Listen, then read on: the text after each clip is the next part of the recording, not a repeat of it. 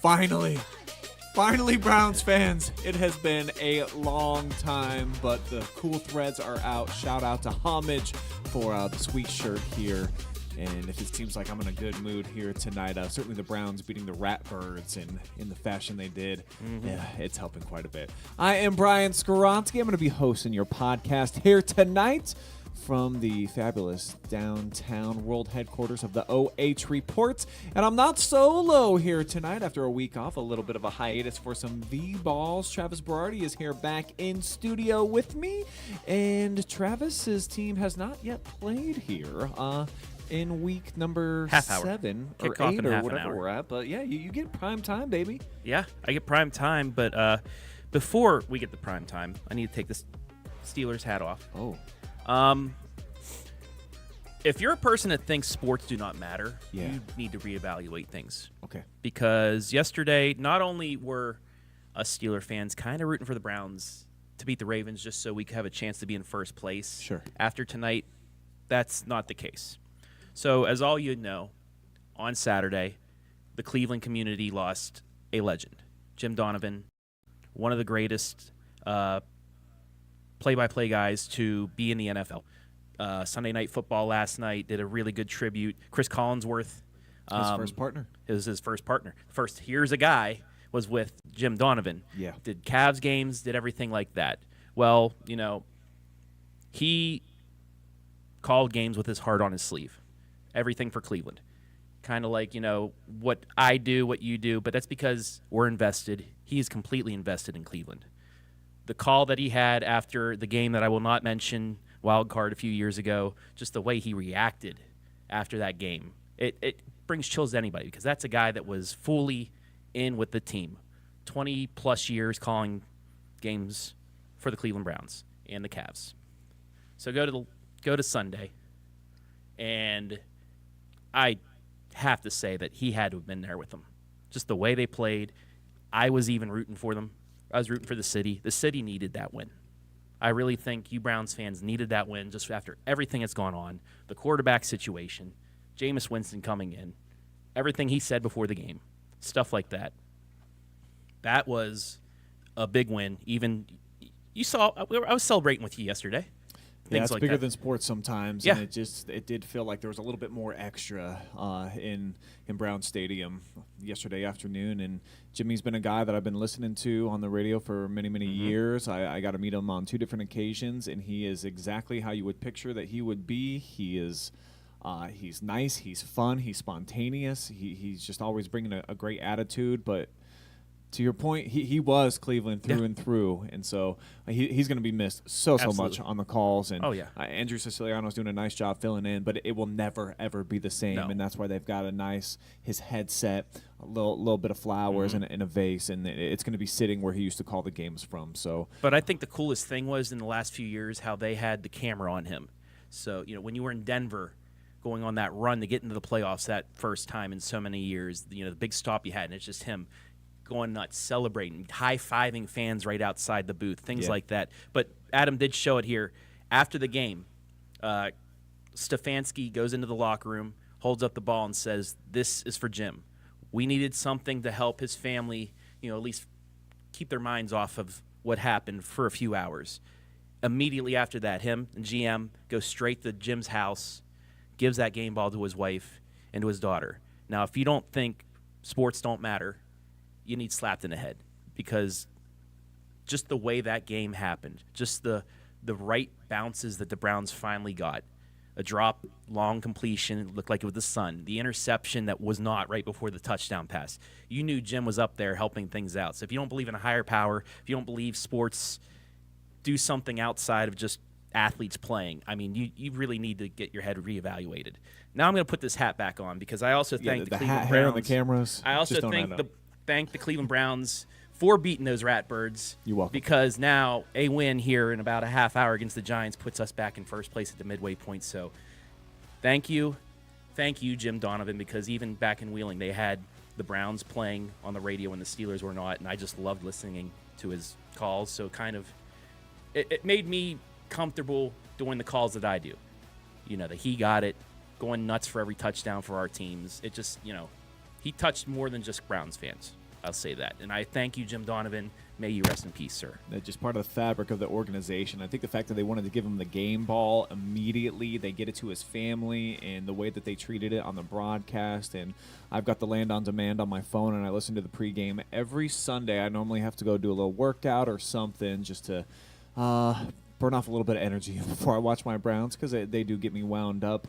And they talked about it a lot, and I don't know that there's probably more than a couple of guys in the NFL that are as symmetrically part of the team as Jim Donovan is. When you think Browns football around the league, if you're not a Browns fan, I think you know who Jim Donovan is and what he has done for the team and the organization. So unbelievable win for the Browns yesterday. Yep. It felt like on about 5 different occasions they weren't going to pull it off, but like you said, just kind of like having that Casper ghost hand in there to knock away a ball or shield somebody's eyes, and said Tillman going off, game-winning touchdown right there. It was just a thing of beauty. So we're going to talk a little bit more about the Browns coming up here in just a minute with our good friend Luke Wickiser. We got a lot more coming on the show as well. Ohio State just barely survived on Saturday. I got to watch the end of that game. I was stunned when I got done with my my soccer broadcast. I get to a restaurant right after, and I'm like, Nebraska has the football and they're driving. They got a chance to win this thing at the very end of the game. So Lucas is going to break that one down as well. The top 10 plays of the week, as well as your Friday night phenoms from week number 10. The regular season is over with. We're going to be talking playoff football here tonight. All of our area teams that got into the postseason that are going to be competing in week 11, and then of course many beyond. We've got the brackets. Travis and I are going to give you our opinions. Maybe not make picks per se, but who knows? We'll bring them all up. We'll show you what lies ahead for all of our area teams. And then we've got the KMAC report, the last one for football and then volleyball potentially this year as well. We'll show you the stats, the final leaders for passing, rushing, and receiving. The champions of the KMAC. In the KMAC. But a special win yesterday for the Browns, so we are going to begin the show. And with that, let's bring in the writer of the Clee Bus. We've got Luke Wickiser hanging out with us. Luke, man, what an emotional day, I think, in Cleveland from top to bottom overall. And you had the picture to go along with your article of Jimmy Donovan. So I think it's beautiful. You know, you were not prompted or told to do that by me or anybody at OH.Report. You picked that on your own, and that's because a really big part of the Browns, you know, almost the mascot in some ways. So you alluded to in your article, I wonder how Jimmy would have called it. I'm sure he was in a press box upstairs giving it his best call. Oh, absolutely, Brian. You know, I hope it's not a lost season, but it looks like it might be. But when you have a win like that yesterday, it just makes things so much sweeter. And I could have sworn, and I'm with you and Travis on this one, when, Bateman dropped that Shore touchdown pass. It hit him right in the chest. I could have swore Jim was playing cornerback up there or something because he knocked the ball loose. And it just, you know, it was a sad day. You know, when I found out Jim had passed away on social media, I was, you know, waiting in the car for my dad to get some stuff from the grocery store. And I'm just like, it took like a second to register. I knew he was battling cancer, and he'd been battling it for, I think, since 2000. So he'd been battling for a long, long time. And when that happened, it just kind of hit me like a ton of bricks. But then when the Browns won, you know, I was hoping that they would pull it off for him. I wasn't expecting it, but when they did, I'll be honest with you. I had a beer in his honor. I was a little misty-eyed. I don't think there were too many dry eyes in the house. Jimmy meant everything to us. You know, whether it was rain or shine, playoffs or a lost season, he was there, and he never took a day off if he could do what he was supposed to do, and he never lost his energy. And Jim, wherever you're at, we love you. We miss you always. And then as far as the game was concerned, Luke, I think that you can't overlook the fact that Deshaun Watson not being in the building and what that represented for the team and the fan base, more importantly, is it just felt a little bit different cheering for Cleveland yesterday. Fans sometimes aren't wrong. They never wanted him in the first place, and especially after the slow start that he had, really some rough performances. We were saying, let's see what the number 2 or the number 3 quarterback could do. Kind of, we've got some proof. We've got enough game tape. We throw in Jameis Winston. All he does is break the single game record in Browns history for your first career start. So given that we've gotten 4 out of the equation and we've got some new bright light, it just feels like it might not be a lost season. It might be out of the reach to get into the postseason. Obviously, we'd have to go on one of the most incredible runs in the history of the NFL to do that. No team that's ever been 1-6 has gotten into the playoffs, Luke. However, I do feel like there's just a new enthusiasm about the team, and number 4 was right at the center of that. He's removed. He's gone now, and I think Browns fans feel okay cheering for the team now. You get that same sense? Right. Yeah, I think I get that same sense, and I don't want to get too much on number 4 since we had a great win yesterday, and that's what it should mean. And it's more about Jimmy, but I do feel a lot better that he's not in the equation. I don't feel good that he's hurt. I don't wish that on anyone, but it was like it just seemed like they had a whole different spark with Winston in there. They had a whole different attitude. He was still getting used. I think he's still getting used to things as far as being the starter. He hadn't started a game in 2 years, but it's just amazing how much a team depends on good quarterback play. I mean, you could have the best running back in the league, and we do, I think, in Nick Chubb when he's healthy and doing well. But if you don't have a good quarterback, you're not going anywhere. And Jameis Winston, he balled out. I was a little nervous because he'd had a reputation of being like kind of a pick machine. He's kind of like a hit or miss guy when it comes to the baseball analogy. He either strikes out or hits home runs. And in this case, he either throws a bunch of picks or balls out. And thank God he balled out for us the other day. So, but it was definitely a different feel with him in there, and I want to see what they can do. I mean, like you said, we may not make the playoffs, but you might as well see what you got in house.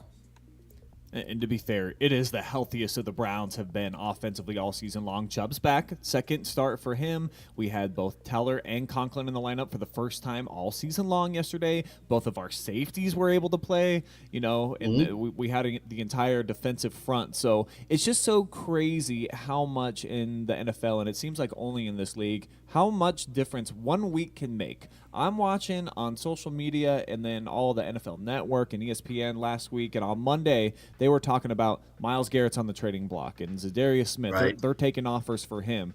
All we had to do was just get one win, get some decent quarterback play, and all of a sudden it just feels like it's totally different moving forward, Luke. So, maybe I'm really buying in, and I got a little bit of crazy pills and, just feeling a bit woozy after the win, and it had been a while. But it definitely feels like the outlook, now that the Browns, and we thought that they had a really good roster, all these guys are pretty much back now. We lose Denzel, and that's kind of tough, and hopefully he can come back from the head injury. But I think that the forecast, I don't think it's weird to think that this could be a over 500 record the rest of the way for Cleveland if we've got all of our pieces and parts moving together. Yeah, no, I think that's a fair assessment. Do I think it'll happen? I'm not sure because, let's be honest, and I try to be a realist here. We still are in a massive hole. We're 2-6. I mean, we're as of right now not going anywhere, but I don't think it's a far stretch to say, because we got the Chargers coming up next. They're 500, so they're beatable. I mean, the Ravens coming in, we're on what, a 5-game winning streak? Yeah. And so the Browns snapped that, and so you can't tell me that they can't make Jim Harbaugh crap a brick next week. I think the Browns could handle him. I think could handle the Chargers and go from there, but it's not a stretch to say they can make a run. Now, like I said, or like you were saying, if it's a massive, win. Well, we got 9 games left, win 8 out of 9 and make the playoffs. I don't know if that'll happen, but we'll see 1 week at a time, and hopefully this win can spark something. I don't want this to be the lone bright spot of the season. I want to go on a bit of a run, bit of a tear, so let's get after it. I think we'll have a lot more smiles now that 24's in the lineup. I think that was number 1, get Nick Chubb back, and then with Watson out of there. And I hate to – hey, I've been the number 1 Deshaun Watson supporter in my friend group, in my family group. I've been the only one that wanted him. But it just – I got to say, now that he's not there, it felt different yesterday. Well, I mean, for his contract, you paid him $38.3 million per touchdown. That's 6 touchdowns he has scored as a Cleveland Brown. So I think he's sitting pretty wherever he is with his leg elevated and everything. But that's the last. It's kind of crazy to think that a guy next year, I believe the number is $78 million cap hit, and then the following season as well, Luke. So it's an impossible spot for Cleveland. I think it makes it easier, the fact that he does have the Achilles injury. That's a tough one to come back from. There are not very many Aaron Rodgers out there that somehow go into a dark room and they come out and they can walk and actually jog and throw a football real good again, even though they're on a 5-game slide now too, so who knows exactly how healthy he is. But I think the end point is Jimmy Donovan had to have played some part in yesterday's game. There was just too much that all came together in one beautiful Sunday afternoon for the Browns. But also to Travis's point too, just sports matter, community matters. He was at my trick-or-treat party yesterday, and people that I don't even know from the neighborhood, that's kind of what they brought up too. They were like, I had on a Brown shirt, and they were like, hey, nice win today. So it kind of galvanizes people. Just in general, right, and especially NFL, baby. It speaks in America. Oh man, big time, and I know they call baseball America's pastime, but the American sport is football. That's what it is. And Jim Donovan was football in Cleveland, and I am envious in the best way possible of everyone who got to meet him. You got to meet him. I think you said at the beginning of the show, I would have loved to have met the man and shake his hand. And he just was like a consummate professional and just was a great person. It's kind of funny that he was born in Boston, grew up in Boston, but he'll always be known for Cleveland. That's just what he is. Jim Donovan is Cleveland. Cleveland is Jim Donovan, and Zagura and Siciliano are doing a heck of a job, but it will not be the same without Jimmy there. So we'll have to see what the new guy, whoever the next big sports broadcasting star, and there will be one in the future. Cleveland always has great ones, but we'll have to see what he or she does in the future, but nobody replaces Jim Donovan. But truly, Ohio's team is the Buckeyes, Luke. And they got pushed to the brink on Saturday. I was able to tune in at the end. Like I said, that last drive is like right when I got sat, and I was like, oh, my goodness. But we get the game-sealing interception, and, life is good again. We walk away with a victory. He doesn't pay attention to the backside. In your article, though, you wrote this one. The good, the bad, and the ugly. Let's go point by point. Break it down for me. The good, the Ohio State receiving core. I saw Carnell Tate over 100 yards for the first time this year. So a good sign that we've got about 4 different dudes that can all step up at any given moment. Oh, man, yeah, it was beautiful. And an otherwise sloppy game, and I see footage of Jeremiah right there. It was beautiful seeing those guys just break free and catch Nebraska napping a couple times. I didn't know how things were going to go because it was very sloppy, very ugly. The running game didn't do much. I think they got 64 yards, but having those two explode the way they did shows Ohio State still has weapons, and Penn State's going to have to watch out and be honest on defense and handle those guys. But I'm glad that part of things worked. They just need to get the offensive line together. If they can get the offensive line clicking and figure things out between now and Saturday, it could be an interesting one and soon to be hopefully unhappy Valley, but we'll see what happens. Let's jump right to the ugly then. You put the Buckeyes offensive line. They allowed a couple of sacks I saw in the report, and then they just weren't able to get the running attack going for the first time all season. So what did you think was the case there? I think it was a couple injuries. You're shifting guys around that you that aren't really used to playing certain positions on the offensive line. And for those of you at home, and I'm not an offensive line expert, and I'll never claim to be. If you need an offensive line expert, call Joe Thomas, the Hall of Famer. But for different offensive linemen, like let's say you go from right tackle to left tackle, you're thinking, okay, how hard can that be? Well, if you go from like right tackle to left tackle, you've got to basically mirror everything you've done. Like I'm a left-handed writer. If someone told me, hey, you need to write right-handed, I'm gonna suck at it for a while till I get the hang of it. But unfortunately for anyone who's shifted around in the offensive line, you don't have time to figure this out. It's a week-to-week battle. It's a week-to-week war to figure things out, and you got to be on the fly. So, but yeah, I think just moving some guys around the offensive line where they may not be used to playing because they're pressed into service, and you got a couple of big injuries on the offensive line. I think that was the big takeaway there. But I really hope they can figure it out because Penn State's going to be hungry. So that's obviously going to be like the number one reason why you're bad was the weak running game. And I was honestly, stunned. I didn't look at your recap until later on in the night, and I was like, both Judkins and Henderson both got 10 carries, and neither of them broke 30 yards. No touchdowns on the game for either of these dudes. I don't know that that's going to happen again this season. You hope that it's probably just on the offensive line, and like you said, that's tough. And anytime you try to, piece together a couple of different guys up there, you win the battle of attrition in the trenches, so that can never be overlooked. They're not going to get the press headlines or the clippings, but that's huge and had a huge impact, of course, on the running attack, which was basically non-existent. Oh, man, absolutely. I think for Ohio State to succeed against Penn State this weekend, I'm not saying they got to run for – it'd be nice if they ran for 100, but I think for Ohio State going into this next game, if the running game can keep the pressure off Will Howard and get him doing his thing and be a security blanket and just keep the chains moving. I'd love to see him explode for 100, 150 rushing yards or more and really take it to Penn State. But if you can keep the pressure off Will Howard, be a security blanket, and pass protect better than what you did last week, I think there's a chance because you've got enough talented pieces. Once you give these guys a sliver of daylight, night, Penn State would be in trouble. I'm reading Drew Alars is going to be a game-time decision, so that's obviously huge for Ohio State. If he's not able to go, I mean, they're going to have to rely on Kaytron Allen in that running attack, and I think those silver bullets, they're probably up for the task of if you can be just mostly one-dimensional, I think they're going to be okay. ESPN, the matchup predictor, says Buckeyes 61% chance to get it done, Luke. So they still feel like it really favors Ohio State. We got the talent. We know that. We bought this team. There's a lot of dudes there that are not homegrown that came over that we're really enjoying, like a Will Howard and Judkins, of course. So it's going to be a big game. We've owned Penn State. So to your point, like the fact that they're going to be hungry, they've been on the road here these last couple of games too. They were just at Wisconsin. I believe 2 weeks ago they were at USC. Win-win. They're undefeated, of course. But to not be in Happy Valley for a couple of weeks and then come home, the fact that the Buckeyes have beaten 11 of the last 12 times, and a lot of them have been kind of big wins for us.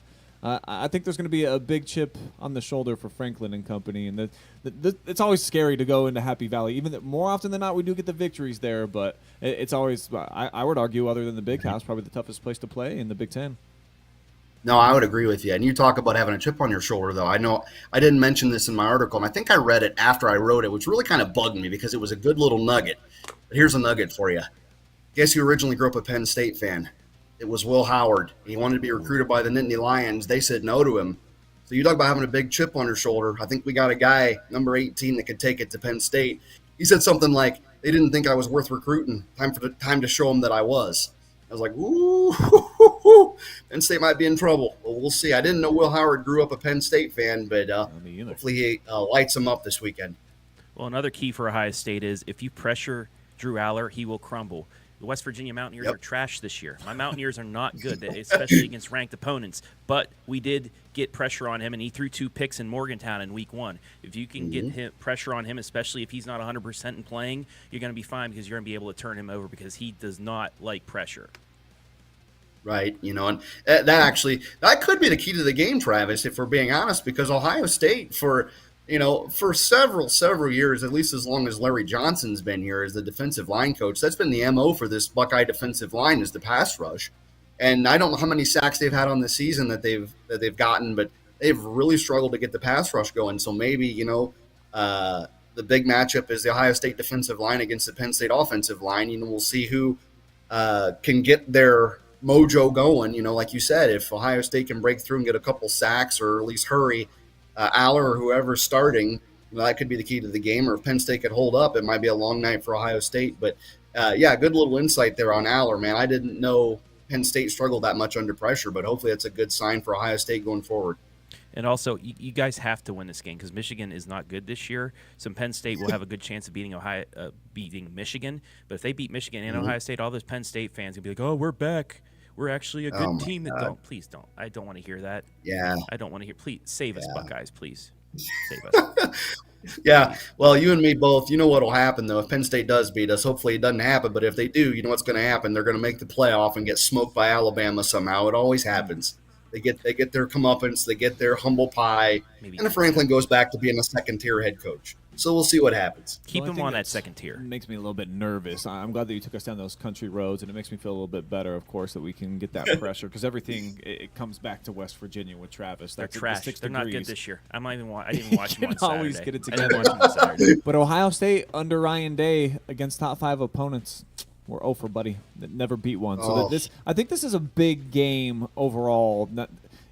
For Coach Day in kind of his own faculties and feeling like he belongs to be on that upper hierarchy of college football coaches because I certainly believe in the guy. He's done an amazing job recruiting. I think we've got arguably the best staff in all of college football, probably the best team collectively, but if your coach is starting to second guess himself, we could be in a little bit of trouble, Luke. But I don't think that's the case, right? Ryan strikes me as a really confident guy, but this win I think could do wonders for him.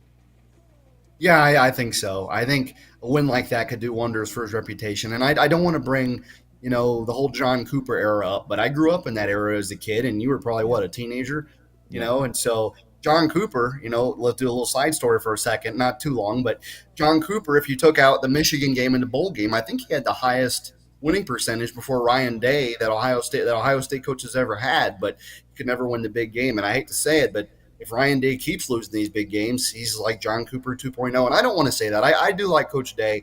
I do think he cares. I just don't know if it's a mental thing for him or if it's an edge thing for him. Because I know there's Buckeye fans that are calling for his head, but I do want to see him succeed. And like I said in my last appearance, wanting him to fail, if you're a spoiled Buckeye fan, wanting him to fail is like wanting to crash the plane we're all on. And I want to see the Buckeyes, win this big game and keep winning and win the national championship and get that big gorilla off his back. But we'll see what happens. I hope he can figure it out. I don't know if it's a mental thing, but I'm with Coach Day on this one. Buckeyes going on the road, opening up as a 3.5-point favorite right now. So obviously there's faith in Ohio State being able to get it done. Yep. In Happy Valley coming up on Saturday, noon kickoff.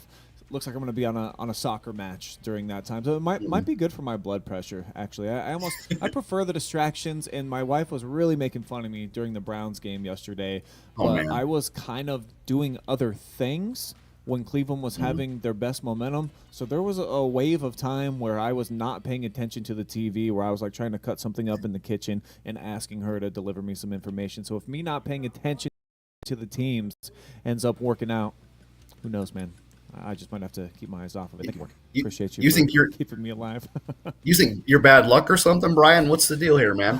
I don't know, bro. I'm just one of those people that if it's working at the time, I'm gonna go with it. I've been my eyes have been glued to the TV screen for these last 5 Sundays in a row. I haven't missed a play, not a snap, not a illegal motion, and we've had a lot of them. I thought that was one of the craziest stats that I heard in the game yesterday, that I heard Andrew Siciliano say on the radio, is that the Browns have more pre-snap penalties than 20 teams in the NFL have penalties. Oh, man. Oh, boy. Yeah, that's rough. That's rough. Let's just enjoy this victory Monday. I don't know why I had to go there, Luke. And, hey, congratulations to you. You got to write 2 winning articles yesterday for the first time. Well, actually, no, the second time. I think we did this one other week, right? Yeah, I think so. It's just weird. I've been restless, man. It's like I had to write how many losing articles in a row, and I'll still do it because it's an honor for you guys. And I'll keep saying that anytime you bring it up. It's an honor to write for you. But it's like, come on, I'm getting restless. I wanted to taste the fruit of victory. Let's go. I can sense it, man. So I'm glad the Tiger got to come out of the cage and we can put some of that restlessness back in the bottle, Luke.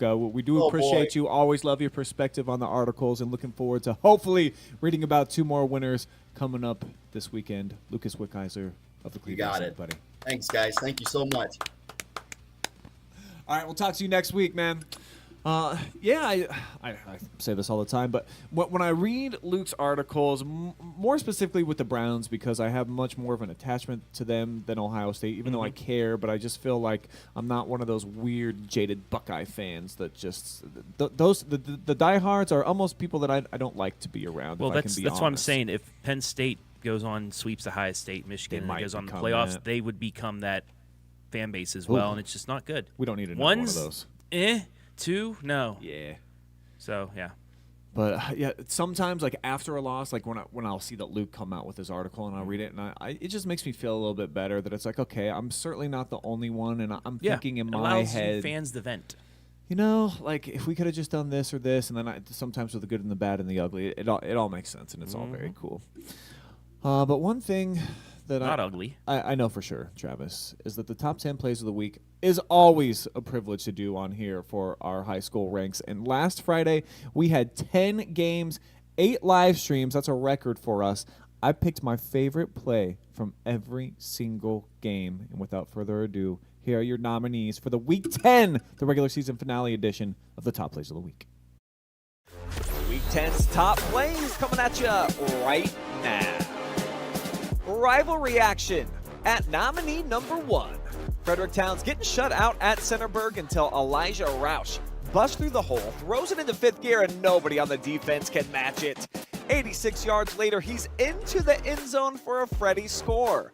Let's bring him back, though, to the starting line where Elijah embodies his distant cousins over at Roush Racing as he screeches out into the pole position and never gives it up, covering most of the field on this long touchdown run on the road.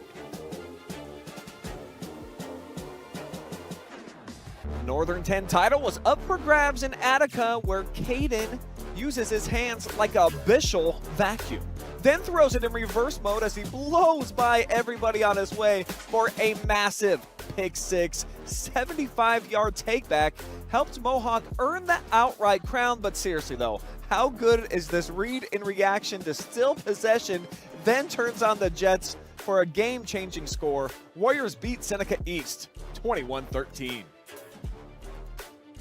More crazy defense on the way at number 3. You'll see a quick throw here by Mapleton, and it gets tipped right into the hands of Branson Hyder, and you can go seek him in the end zone.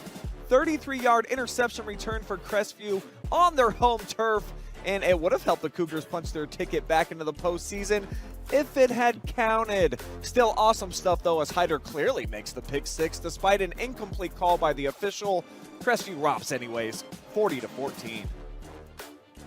The Lucas Cubs are also headed back to Week 11, but not as quickly as Dan Hawkinsmith gets going towards the end zone on this 58-yard John, and just how about the speed by the big fella. Outrunning the secondary to cue up the fireworks one last time this season over at Bob Wine Field. An apartment-sized hole opening up in the middle, though, and the senior providing some late-game magic on senior night, breaking away for a nice Cubs tutty. Galligan seeking a third straight win to clinch a home playoff game, and this is certainly going to help the cause. Just look at the separation Jacob Chambers creates here in his one-on-one matchup, and I hope you're wearing chapstick because you can kiss him goodbye. 82 yards for a Tiger score, and let's take a second look at the primetime throw as well. Aiden Schmidt stepping right into the face of danger, and he connects the deep bomb on the other end, sending Galligan to victory, 33-21 over Marion.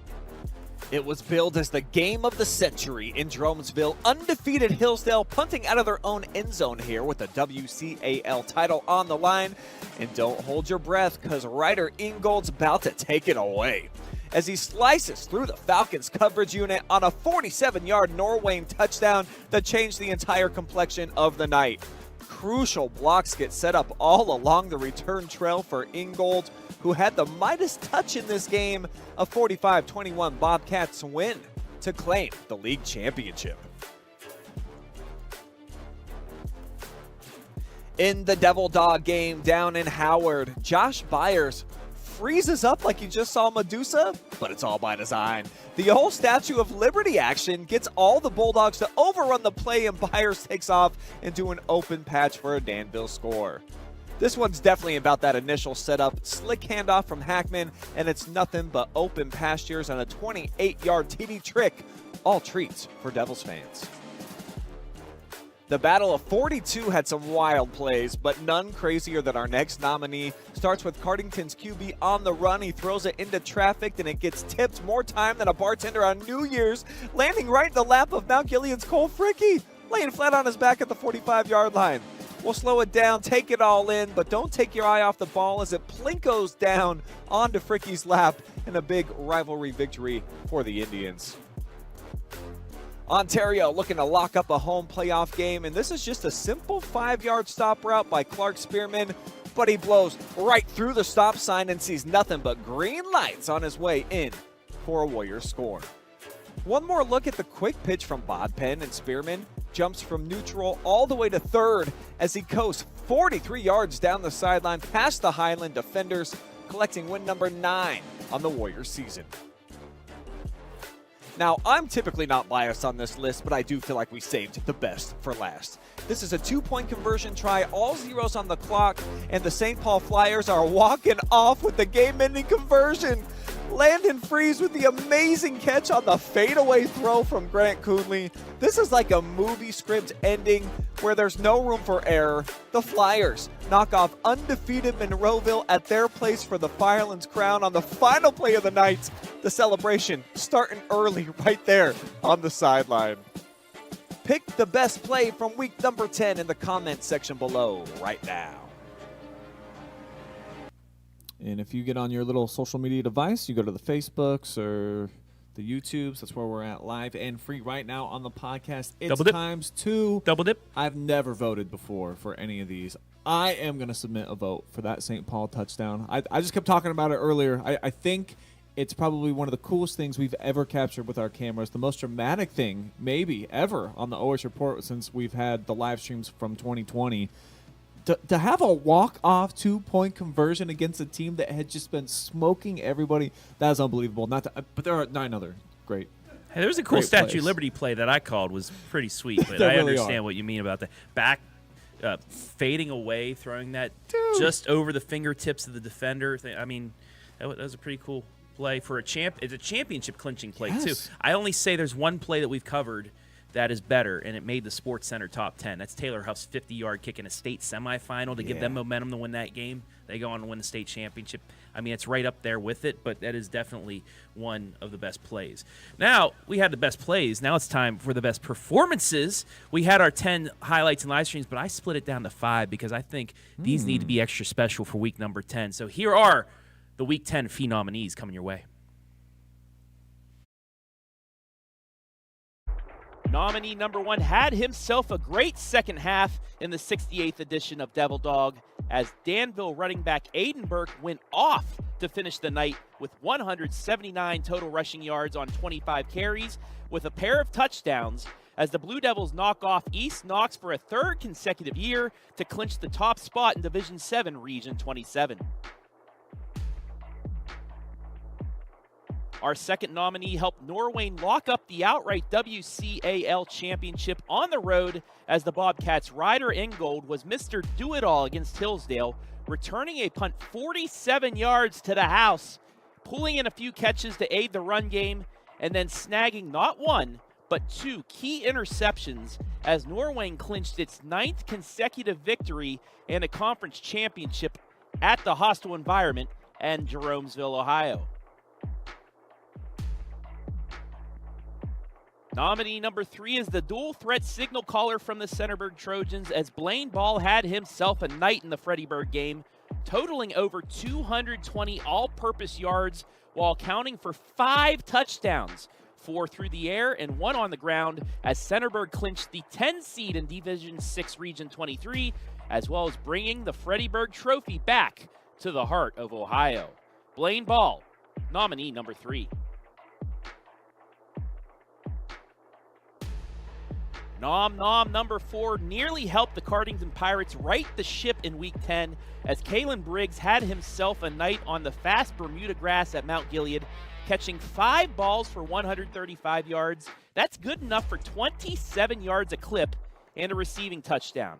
He also added a 7-yard rushing score to finish his senior campaign off for Cardington.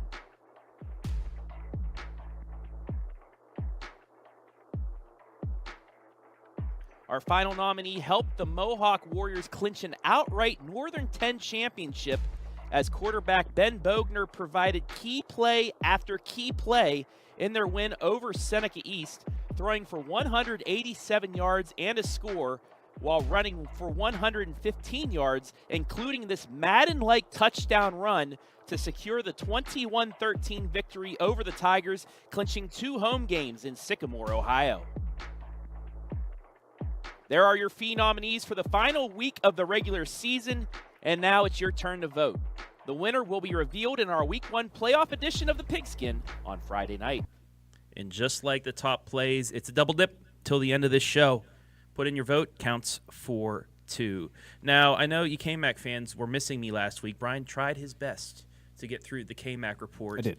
But you did a good job. You did a good job. I was trying to tune in as I was doing my volleyball matches as well. But yeah, we're back to full strength now for this week's edition of the KMAC Report. And before we get to our final statistics and standings for football, we do have to congratulate one team that is still rolling on the volleyball side, and that is the Centerburg Lady Trojans. Go get they it. are district champs. Congratulations to them. There's the picture of them after winning the district championship. They get quite the opponent, though, in the regional, Brian, as they get number 1 in the state in a match that we'll probably have for you live and free. Yeah, we're definitely working on getting down to Dayton and capturing it. But you want to talk about Coldwater's a heck of an opponent. How about this squad right here? 22 wins so far. They're pretty darn impressive. Only lost a couple of times. Those were to some really quality teams. But the Coldwater squad, 70 sets won, only 2 lost on the season. One of those coming to St. Henry in their district championship game, and St. Henry's one of the top-ranked teams in the state. So this is going to be the test. But you know what's great about getting these opportunities? That if you can get by, we've seen it in other sports. Sometimes there's just that big, bad bully waiting around, and then you can make a nice, deep tournament run. You're confident. Get down to Dayton, where they're already going to be. They can just hang out there again for another week. So I think Centerburg, if they can just hang early on in the match and not get overwhelmed early on in that first set, I think that's important sometimes when you're going against the #1 team in the state, is just prove to yourself that you belong. Take a deep breath, and guess what? We got some dudes, too, or some dudettes, if that's still a term over there on the ladies' side of things. So, well, us old people, for the kids, they probably don't even know what you just meant. No. I mean, we're old. Anyway, best of luck to the Lady Trojans. Hope to see them move on, get the upset, and, really show who Centerburg is, because the coaches' polls, if you don't get your stuff in or whatever, I don't understand why Centerburg wasn't ranked at all this year in those polls. It's a head-scratcher. So, Lady Trojans, show the state why you should be ranked. Another team that has been showing out on the football side, those Northmore Golden Knights, clinched their first ever undefeated season, outright KMAC champs. First time since 1982 that they can put conference champions up on that little banner, and hopefully Blade Tackett knows how to keep it nice and straight. Also, shout out Blade Tackett. Found out they're having a baby girl. Yeah, I congratulated him today. I told him, you look still young right now. Gray hairs are coming, buddy. As soon as you're a proud papa of a girl, it's inevitable. He's about to be a girl dad, yeah. But his Northmore Golden Knights going to be hosting 2 home games that we will have for you live and free, starting on Friday night against Caldwell, and then hopefully we see them against that #3 team in Centerburg in the second round. But Northmore finishes undefeated, 7-0, 10-0. Danville, they've really looked good since that loss to Northmore. Talked to Coach Bloom before the game against East Knox. He said that was a wake-up call for us. They really changed some things. Their secondary really, really improved since that game, too, shutting down Centerburg, shutting down East Knox, passing attack there. And Centerburg showed, again, against Fredericktown and Freddyburg, the battle for that trophy and for outright third place. Centerburg finishes 5-2, 7-3. Fredericktown in the postseason as well, 4-3 in the conference, 5-5 overall. And then East Knox, Mount Gilead, just missing out. East Knox could have had a chance if they would have won, but did not. Mount Gilead just 2 spaces away. If they would have held on to beat Upper Sandusky, I think that would have been enough for them to get maybe a 15 or a 14. And I think the way they've been playing towards the end of the season, they would have had a shot at least sticking with whoever that higher seed was, or maybe pulling off the upset. Cardington also down there, 1-6, 3-7. Loudonville 0-7. Young team 0-10. To finish things. You can out. only go up if you're Ed Hannebarger in your squad, and a lot of young kids. And he took over late in the offseason as well. So, but we do want to salute Northmore one more time, and we were just looking 9 first-team All KMAC selections off of that team. So that's a lot. A lot, and they're very good at it. Talented team. One of those KMAC selections, I bet, is A.J. Bowers. We take a look at the passing statistics. Your passing champion is Mr. A.J. Bauer by over 300 yards, 330 to be exact. And that was in, I think, about 6 total games because he played so many in the first half. A lot of time off. He's rested for this postseason run. 24 touchdowns, though, in those games. Good amount. 94 of 134. Blaine Ball, though, Centerburg, he was climbing up the statistical ladder all season, and he will finish in third place over 1,500 yards. Centerburg also, I really thought that they would get the 8 or 9, play Colonel Crawford, and then they'd avoid Northmore, so we have that regional championship of 2 KMAC squads, but we'll see that probably in the second round if things go the way they should. Jax Lester of East Knox, the kid throws a great football. He's going to be back for his senior season, but he finishes just under 1,300 yards. Blake Sipes of Fredericktown broke the 1,000-yard mark last week. Attaboy. Dylan Wade of Loudonville did not pass in that Week 10 game. Or 4. And then Jacob Hackman of Danville doing just enough to balance out that attack at Danville, especially the second half of the year. He finishes with 639. Now to the receiving leaders.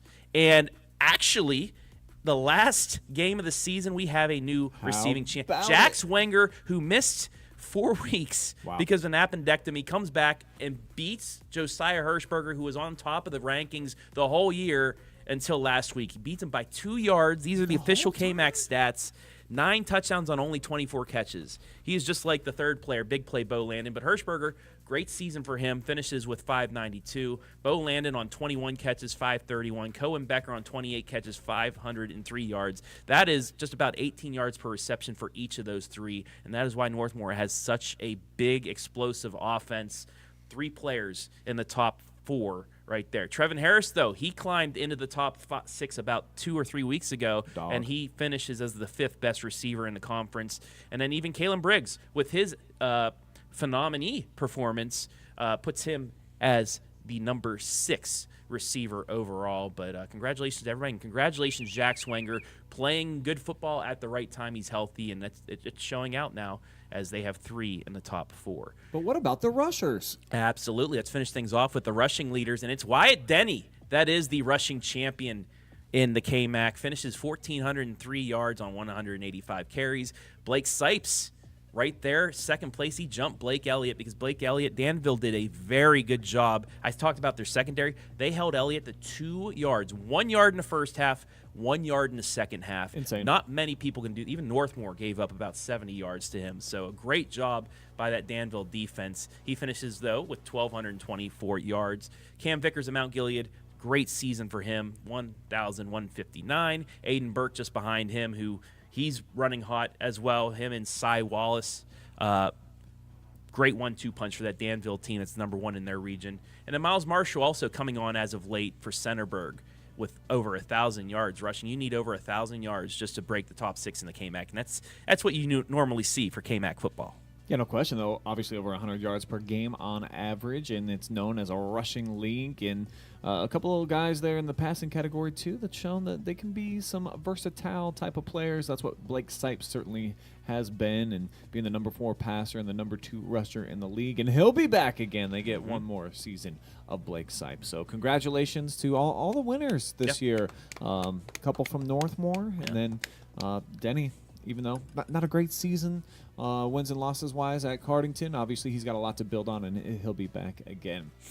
But the kids that are still marching on and playing in Week 11, we're going to showcase all of the area teams right now on a special playoff breakdown. Me and Travis are going to go through. We're going to begin with the little schools all the way up to the big boys, and let's see what's going on with one of the KMAC teams. And I believe the number 1 seed, if I'm not mistaken, in Division 7, Region 27, the Danville Blue Devils are out there and probably the team to beat. They've got the pedigree, of course, Travis. This is a team that's got a young head coach that feels like they're starting to come together at the right time. So Danville, on the strength of 5 straight wins, heading in with a lot of momentum, man, and taking on another Bulldog team. So obviously they see red when that shows up on the other side of the field.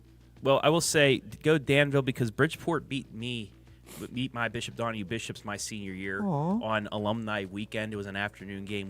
We were up early and at the half, and then they came back and beat us, and that actually knocked us out of the playoffs too. So yeah, Danville, I'm really rooting for you as you take on the Bridgeport Bulldogs. But I've been saying this is a very favorable region for Danville now that some of the teams, that Dalton's gone, that Lucas is gone, Hillsdale's moved on to another region, things like that. Trimble, we saw Trimble against Northmore in the second round last year and stuck with the Golden Knights. They're a 6th seed, so won't be seeing them anyway until a regional final. But them and Eastern, Danville to at least another regional final, I think, has a very favorable path.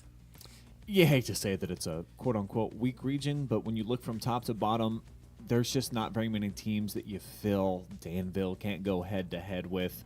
Conotton Valley and Eastern, maybe the top 2 other threats. And then I know they like to play some football in Steubenville, so Catholic Central too. But Danville, I think, would probably be a lot of folks' picks to probably emerge from here. They've been right on the cusp of getting to that state Final Four. Maybe this is the year since they've moved to Region 27. And like you said, now since they're not in 25, they get to avoid some matchups against some perennial powers. So I think you really have to look at Danville and think that this suits them well to advance.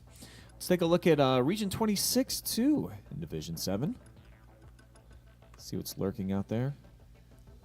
Do we do Region 26? Yeah, we did Region 26 Okay. because we have 2 teams in Mohawk and Calvert that are in right. there, and both are going to be at home in week number 11. Mohawk's going to get 2 games in Sycamore as they clinch that 4 seed with their Northern 10 championship clinching victory over Seneca East. Mohawk will be taking on Edgerton in round number 1, while Calvert will be taking on Hardin Northern at Tiffin's Frost Cow Now Stadium. Calvert, we saw them against Lucas, and they just completely shut down the Lucas Cubs. Yeah. They also played tough with Hopewell Loudon in Week 10. Hopewell beat them 26-0. They got shut out, bro. Well, Hopewell's been putting up big numbers, and they've held them to 26. So, I don't know. You something got to like that. score, I think, to play somebody tough. Well, unless We'll just you leave hold it there. them. They've been shut out 3 times this year now that I'm looking at their calendar, so you don't love that, but they do play some pretty solid defense from start to finish, and nobody's really put up a whole lot of points on them. 27 was the most, and that was on opening night. So the Senecas, they got a lot of great athletes, a lot of crossover athletes that play a couple of different sports. So I think they're a fun team to keep an eye on, but certainly Ben Bogner and the Mohawk Warriors, man, back-to-back wins at the end of the season to clinch a Northern 10 Conference Championship outright. They didn't have to share with nobody. I think that was huge for them to go on the road against their biggest rival in Seneca East. Yep. And the funny things can happen when you go into the tournament and you feel like you're playing your best. Certainly Mohawk is one of those teams. They narrowly lost to Calvert By on 1 opening point. night by a point. Since then, a really weird loss to I was Upper like, that's a head Sandusky. scratcher. I'm not even sure that they know how that happened. It was homecoming night and everything. So Well, that's an explanation right there. Is just too much at stake, Yeah. perhaps. Yeah, these were the points and how they kind of weighed everything, and so you see Mohawk just a shade ahead of the Bombers from Eden, and then even 8-2 just slightly behind them. So had they not gotten that win against Seneca East, they're probably floating around where Calvert is, and it might have been Yeah, the it might have 7 been- or maybe even the 8 seed. it might have been threatening them not even being at home for 1 week, but they ended up getting it done, and we'll just see how favorable their path is. Now let's move on to D7 Region 25, where we got some teams in this region. Berlin Center Western Reserve is the top seed, and they get to host Crestline. Hey, congratulations to Crestline. Let's go. I mean, hey, you made it into the postseason, 5-5, first 500 season in a long time. Oh, no, they were 500 when I taught there in 2019. Okay. They almost had their first winning season, though. They were very close since, like 2002 Yeah, or something? that's what I meant. It's been some time. But they do go up to Berlin Center and take on the 1 seed. But it doesn't matter because they get another week of practice. They get one more game. And I don't know if there were many people, apologies to Crestline, I don't think there were many people that thought they would even be thinking about this right now. So, hey, shout out Crestline for being postseason bound. Now, other teams that we expected to get in there, like the Lucas Cubs, the 14 seed. So they will be heading to Malvern. And we were just talking about this. The teams that aren't at home, it's not like they're going to be making like a 20-minute drive. They are got to travel. Yeah. So, Cubs Nation, we love you. For a first-round game, we are not going to be traveling and checking this one out. But if you get it done and you move on and you get a second-round game, we will come find you. So maybe a little bit of motivation for Cubs Nation to go out there and get it done. That way we can capture them live and free yet again. Looking at Malvern this season, just 1 loss. That's a Garaway, a really good team. And they've got some good wins on their schedule. So that's going to be a really tough one for Lucas. They've beaten 5 teams with winning records. Several of them 8-2, 7-3, 7-3, 8-2. So that's going to be a tough matchup for the Cubs. We say this all the time, though. You don't see their style very often, what they bring offensively. Yep. So on any given night, we've seen Lucas pull off plenty of upsets so far in the postseason. So look for Coach Sweat and the boys to try to do that again. Norwalk St. Paul, on the strength of that walk-off win over previously undefeated Monroeville on the road, gets them a home game. Travis, can you believe it? I don't think any of us anticipated that this was going to be that type of a turnaround. We knew that they would be competitive in the Firelands. Not a good league this year. We can put that on wax. That's okay. Yeah. But they come out of the gates. They scored 8 points in their first 3 games, and they were just getting mollywopped all over the place. Edison, tough team. Huron, tough team. Calvert, tough team. But at the same time, they weren't moving the football. They were having like just a couple first downs per night. They're hosting in week 11. I mean, it's Oh, look at how close, Yeah. razor thin. Yeah, it's just Jeez. that's the difference between them going to Cuyahoga Heights or for them hosting. And just, I mean, we talked about this. It's just every year, even if they get a slow start like last year, They figured it out. 0-3, they figure it out and they make their way through. Last second win against Crestview, last second win against Monroeville. That could be the difference between them being a very low seed and hosting. But you never can count out St. Paul because this is what they'll do. Yeah, we're going to have their game live and free coming up on Friday. Looking forward to having that. And speaking of Monroeville, number 4 seed, so if they win in Week 11, they would get another one. They've got East Palestine coming to their place, so obviously they're going to be a big favorite in that one. But psychologically, after losing that way, will they be damaged goods, Travis? It's going to be interesting to see if the Eagles can recapture some of that fierce ferocity that they had, specifically defensively. 5 straight shutouts for them heading into that St. Paul game. I think they're going to be mad. They could be. Because they shared with one of their rivals in the Firelands. I hate to be their opponent coming up on Friday night because, yeah, Independence, that might be a tough draw for them because Monroeville is going to be angry. You know, another team is probably going to be a bit angry going into week number 11. That's the Hillsdale Falcons. They clinched the 2 seed, but they did not win any part of the WCAL as Norwayne had a very good – they ran away from them in that second half. Hillsdale made a couple mistakes and just couldn't recover from it. But hopefully they learned from that as they head into week number 11 as they host Fairport Harding out of Fairport Harbor. Dude, they were dominant for the first 9 weeks. I saw them against Downton and then in that Norwayne game, their 2 biggest rivals, the 2 toughest challenges that they've had all season long, and they were able to knock off the Bulldogs. Couldn't hang with Norwayne, but they are a Division 5 team and a team that I truly feel like is going to make a nice deep run once they get into the postseason. But other than that, I mean, this was a sharp team on both sides of the football. They're the total package. They had a young quarterback dealing with some things, a tough loss in the family the day of the game, just a sophomore. Yeah. So they are going to need him to step up. And if they can get Cal Lewis to slang it the way that he had been every other week until week number 10, guess what? I feel like Hillsdale, they're my favorite and my pick to get to the regional championship. Who they're going to play, no picks. I'm not sure. I like the Falcons to make it to week 14. I mean, it'd be really cool if it was Falcons-Monroeville. Yo. But Monroeville would have to go through Berlin Center Western Reserve first to get there. But, yeah, Hillsdale and Monroe. Actually, Martin RPI came out with their predictions for regional champions and everything like that. Hillsdale and Danville, both predicted by them to make it to the Final Four, and then it just depends on other teams where they would go and play and things like that. I can picture it. Yeah. And what I can picture is D6 Region 23, where those Golden Knights are at right now.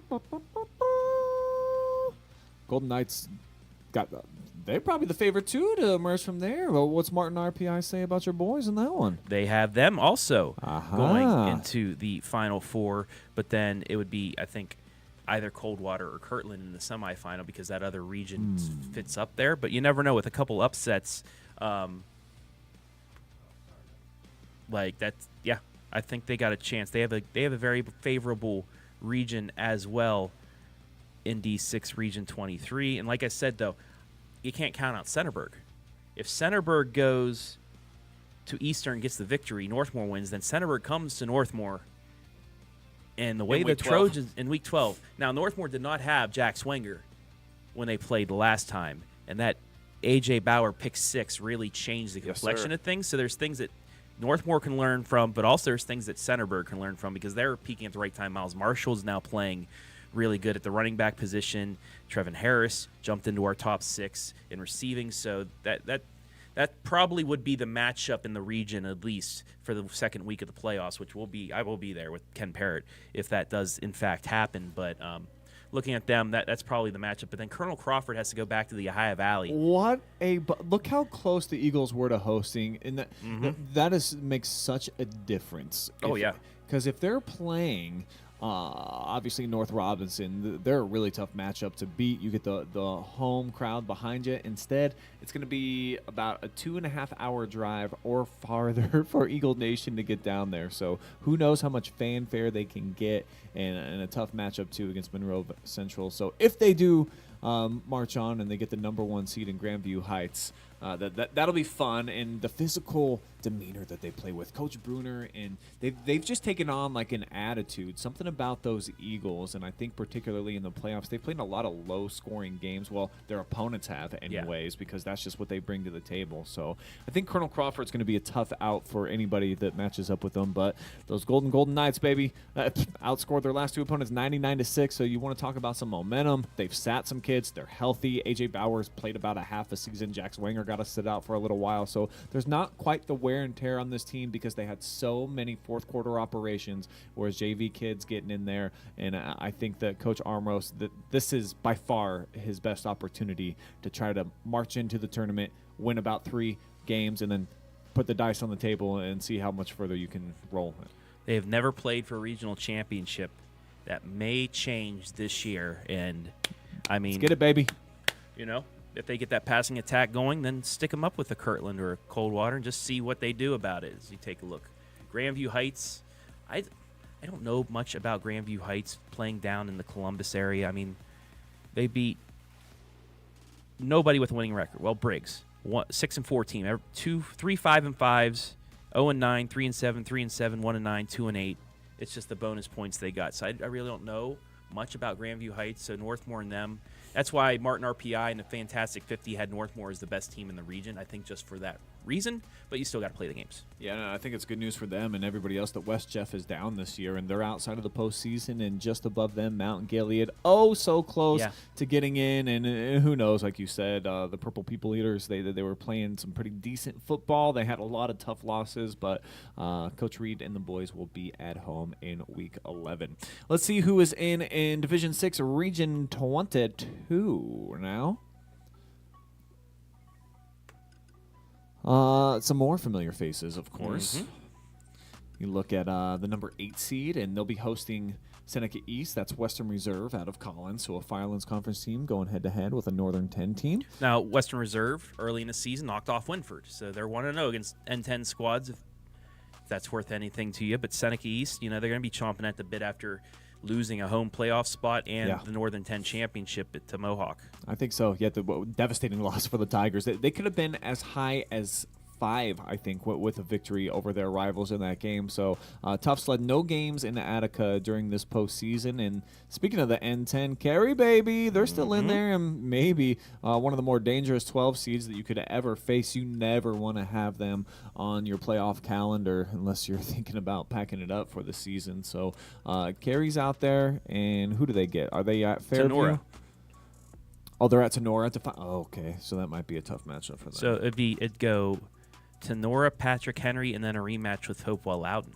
Yeah, Tenora's they've been cooking the competition lately. Started off 0-3, Liberty Center, Otsego, and Archbold. Since then, they've been making light work of a lot of these teams. But again, only Edgerton had a winning record. They did shut them out, though, last week, 24-0. And you like that win over Fairway in a shootout, too, 35-34. What I think you can dig about this team, wow, they had 3 straight shutouts at one point, too, though not against some very strong teams, is that they've showcased that they can win with a bunch of points and then also on the strength of their defense. So the Tenora Rams going to be a tough matchup for Cary, but the Crestview Cougars, everybody was counting this team out of the postseason. They start 0-4, Travis, and with the expanded playoffs where just about everybody in the region gets in, all you got to do is scrap together a few wins at the end.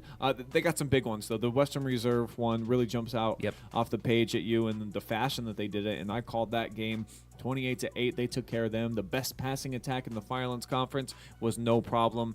They got to go on the road all the way up to Toledo, though, against Ottawa Hills, a very dangerous Green Bears team.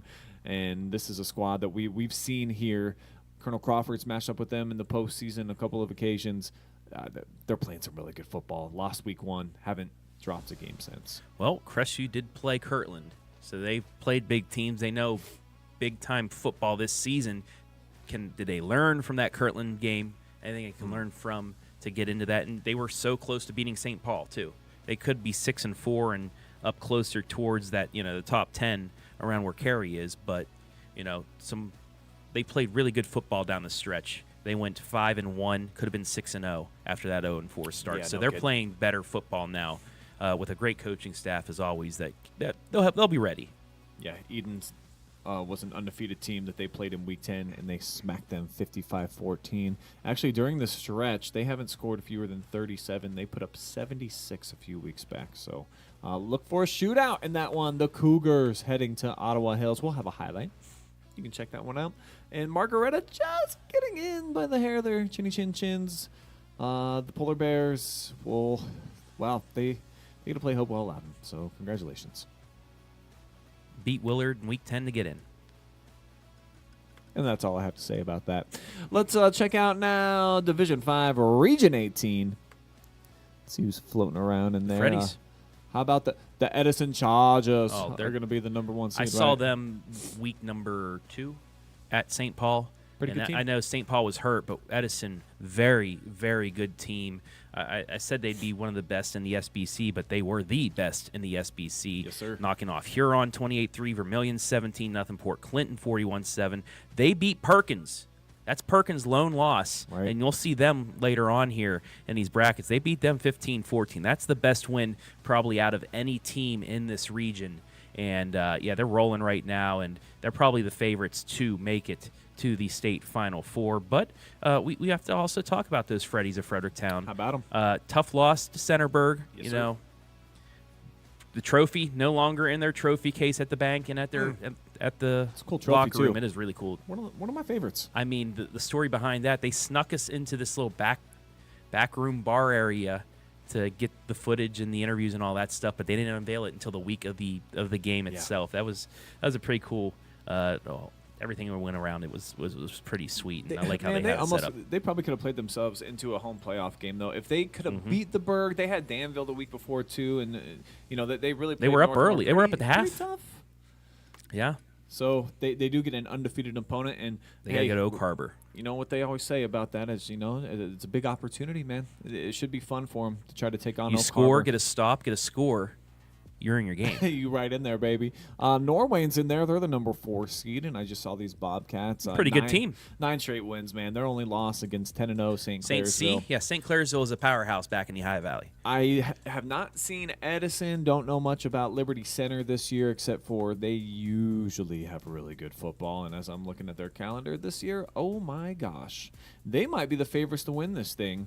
The Tigers, 52-0 is how they closed out their year after winning 49-7, 42-0 over a couple of teams that are in the playoffs with winning records before that. They trashed a bunch of good teams to Nora as well. 38-0. They took care of the Rams. I still think Edison's the favorite out of this, though.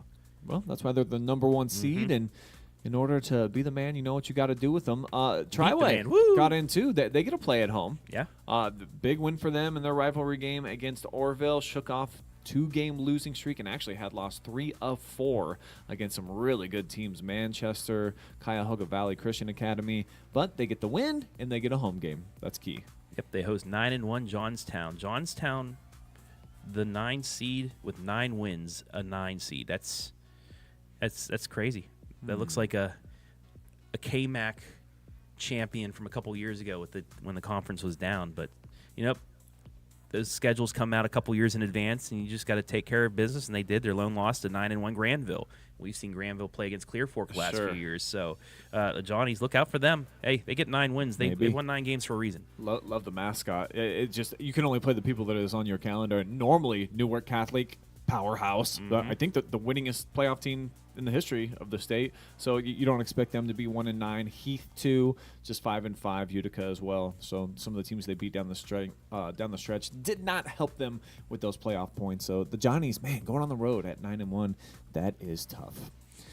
Let's see who's tough in Division 4, Region 14. You North Central Ohio sports fans are going to recognize quite a few of these teams. The Pirates of Perkins at number 1. But then the next couple of teams, the Shelby Whippets, undefeated yet again. They've done that quite a few times in their storied history. They are the number 2 seed after taking care of Pleasant in week number 10 to cap off the 10-0 season. MOAC champions, of course, and man, what a memorable game 2 weeks ago. 50-36, they took out Ontario, who's the number 3 seed. The best win on the calendar so far this year for the Whippets. Yeah, it's tough that Bogpin Miller didn't get the ball in his hands at the end to try and tie or maybe even go for 2 and get the win. But, hey, that's what happens, and it doesn't matter because they both finished 2-3. So a regional semifinal could be played at Arlen Field. I mean, that's probably the neutral site that would be between Shelby and Ontario, right? That'd be cool. Or Madison, We'll take something it. like that. But, hey, they got to play the games first. Perkins will get Upper Sandusky. The Rams just getting in at the 16 seed. Shelby will be taking on Elida, but then this is an intriguing match. This is your most intriguing matchup of all of the games that we're going to be covering. Clear Fork going back to Ontario after putting up a fight against them a few weeks ago. Yeah, more than a fight. They were up in that game. It was late in the third quarter, and then all of a sudden a couple of bounces didn't exactly go Clear Fork's way, and then Ontario, they got Bodpen, the ultimate weapon in the MOAC. They were able to pull away late, 31-14, but it was a great contest from the very start. I'm going to be on the call for that one over there at NIST Stadium, and I do feel like in this Richland County rivalry that just because it's a 14 seed, Clear Fork, they've been playing some great defense this year. Now, granted, they've struggled to score the football until lately, baby. So all of a sudden, they're figuring out this offensive type of thing. They put up 34. They win against River Valley on senior night. They dropped 41, a season high on Highlands 2 weeks ago. And then 14-13, they were able to edge Marion Harding. That was huge for them because it's a Division II team. Bonus to points. get a whole Absolutely. bunch of those bonus points. So 3 out of the last 4, Clear Fork has one. Look out, baby. And in that Shelby game, too, they lost 34-7. They were tied 7-7, and there was only 14 minutes left in that game. So Shelby's the best team that I've seen this year as far as a complete squad. Looking forward to seeing what they do in this tournament. I think they have what it takes to get to a regional championship. Ontario, can they get by their first round matchup in a hungry Clear Fork team? And Clear Fork knocked River Valley out of a home game. River Valley's going to have to go to Vermilion there. And then look at Galleon Tigers. They recovered after those tough losses. They will be hosting Ottawa. It seems like they play Ottawa Glandorf in the first round of playoffs every year. I remember covering a couple of those games over at High C Park where they played Ottawa Glandorf, and they'll get another chance there to play them. And then after that, they would possibly head back to the Whippet Athletic Complex to play the Whippet. So it's kind of like a MOAC half of the bracket. It really Ontario is. playing Clear Fork, and then possibly second round Shelby playing Galleon. River Valley on the other side of the bracket. They'd be going to Perkins if they can get the minor upset there. But good for the Colts. Good for the Colts the way, last year's season was kind of a head scratcher of what they weren't able to do offensively. Started out tough this year with they're battle tested. They're non-conference. They have the toughest schedule, I think, in the division. In Division 4 because of that. So they were battle tested, and all they have to do, just get enough to get in. You never know what you can do, and they'll get another chance at Ontario. Coach Matt Dick's team back in the postseason, like you mentioned, the Tigers. He's never missed the postseason since he's been at the helm there. They needed 3 straight wins in order to earn and clinch that home game. They get it done, so don't count them out. I'm sure that they would love another shot against the Shelby Whippets, who embarrassed them and gave them their first loss of the season, 35-6, when they started at 4-0. Let's move on and check out Division 3, Region 10 now. No? Well, we'll talk about it, though. Lexington's the only team we have, Lexington. Okay. They are a 12 seed. They will head up the Rocky River. So, no, my correction, they'll be heading up the Maumee, the 5 seed, in that 12-5 matchup. But the Lexington Minutemen, they had a tough stretch there. Recovered towards the end.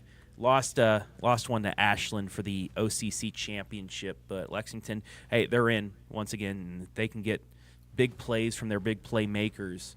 They might be able to stick with Maumee in that first round matchup. Yeah, 0-3. I saw them at their absolute lowest of lows in that Week 3 loss on the road at the Colt Corral, where they put up a season low of just 3 points. So not that anybody was necessarily writing them off, but we were talking, myself and Sean Adams on the broadcast, about the fact that they really need to find a little bit of some internal courage and some motivation. Clearly, they were able to do that with wins in 5 of their last 7 games, and a couple of nice ones. Even though Mansfield was down this year, was able to go on the road and take them down. Same with West Holmes, even though they got them at the friendly confines. So Lexington, if you look at them just man for man on paper, Dude, it's an unbelievable amount of talent, and it's a team that I certainly would not want to face in the postseason. They've got a decent running attack, but it's in the receiving game. When you look at Fogle, you look at Sevin Allen, and you look at Joe Caudill at the controls, I think that Lexington will put up a really good fight. And if they can get through that first round, like I was talking about a little bit earlier sometimes, like with Centerburg Volleyball, if you can just get past one of those big games early on, who knows, and momentum, it's a crazy thing in high school sports that you don't see a whole lot of upsets in the first week 11 right now since OHSAA decided to just, hey, let's include everybody. Yeah. If they can put together a full game, they have the pieces to do so. You know who else has the pieces to do so? In Division II, Region 7, the Ashland Arrows. Oh, I'm going with my big walnut golden Eagles, baby. Ashland, Nathan Bernhard has just gone off in the last 5 weeks. He's working his way up the stat leaders, and we'll have the stat leader champions on Wednesday. I'll have that for you here on the OH Report. But Ashland in there at the 4 seed. But, yeah, the big walnut. Golden Eagles, number 1 seed. They got some big wins lately. They knocked off Westland 34-33 and another nail-biter. They went for 2 and beat Westerville North 32-31. Awesome. They got the cojones when they go out there and play. But after that, Bishop Watterson lost in week 1. Bishop Watterson finished 10-0. After that, they go 9 straight, kind of like a Norwayne. Yeah. But they clinched the top seed there. They will host Logan in a game you'll see live and free on the OH Report. But then looking down the line, like we like to do in a couple weeks, in a possible regional semifinal, Ashland, Big Walnut, yes, sir. Bernhard versus the Golden Eagles. That's going to be something worth watching. And then possibly if one of those two get out of there, hey, let's just see the defending D2 state champs in Massillon, Washington in a regional final. And they're loaded again. I'm going to pull up Massillon's schedule right now. I mean, they challenge, because they're not in a league, people outside the state of Ohio. They played a team from the UK. They brought over an NFL Academy team from London. And they played that at the Nike headquarters in Oregon. How cool. They also beat a New Jersey team, or excuse me, that was a loss for them, Bergen Catholic, early on in the year. They played DeMatha and lost by 6. Yeah. So if you can play DeMatha to a 6-point game, I got to assume that the Tigers are a massive, massive favorite to emerge out of here. The talent is undeniable. They beat St. Ed's again this year by 10. A couple other nice wins on their schedule from the state of Ohio. Warren G. Harding, Canton McKinley. They've got a nice streak going right now against the Bulldogs there in that rivalry. But the Ashland Arrows, I think they're a fun team to keep an eye on. 10-0 speaks. If you haven't lost, you don't know what it feels like, and I feel like certainly this is a team that will get their first 2 playoff games and will truck into a regional semifinal matchup, probably against those Big Walnut Eagles. Yeah, Ashland will take on Columbus St. Charles in the opening round, and then we'll have to see from there, upset-wise and everything like that. But yeah, we're rooting for that Big Walnut Ashland. Just like we're rooting for Ontario Shelby, just like we're rooting for Centerburg Northmore. We want to see these matchups. Well, I want to see what Ashland's made of. I think the OCC is the weakest it's been ever. True. Since I've covered it. It's the first time we've seen a Madison-Mansfield senior game that really didn't matter except for city championship. Lexington's the next best team in that league. Yeah. That maybe you could say New Philadelphia.